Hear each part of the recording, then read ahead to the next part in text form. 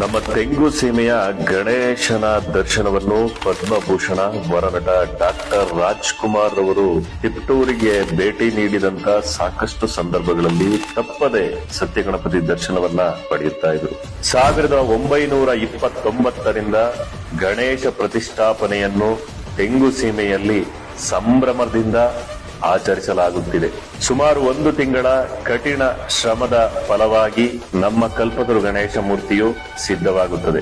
96 ವರ್ಷಗಳಿಂದ ಒಂದೇ ರೂಪದ ಗಣೇಶ ಪ್ರತಿಷ್ಠಾಪನೆಯನ್ನು ಬೇರೆ ಕಡೆ ನೀವು ನೋಡಲು ಸಿಗುವುದಿಲ್ಲ. 2 ದಿನಗಳ ಕಾಲ ನಡೆಯುವ ಗಣೇಶ ವಿಸರ್ಜನಾ ಜಾತ್ರಾ ಮಹೋತ್ಸವದಲ್ಲಿ ರಂಗುರಂಗಿನ ಬಣ್ಣದ ವಿದ್ಯುತ್ ದೀಪಾಲಂಕಾರಗಳಿಂದ ಶೃಂಗಾರವಾದ ನಗರ ಅಲ್ಲಲ್ಲಿ ಭಕ್ತಾದಿಗಳಿಂದ ಅನ್ನ ಸಂತರ್ಪಣೆ, ಜಾನಪದ ಕಲಾ ತಂಡಗಳ ಮೆರವಣಿಗೆ, ಕೇರಳದ ಚಂಡೇವಾದ್ಯ, ನಾದಸ್ವರ, ವೀರಗಾಸೆ, ಅಮ್ಯೂಸ್ಮೆಂಟ್ ಪಾರ್ಕ್ ಆಟಗಳು, ಯುವ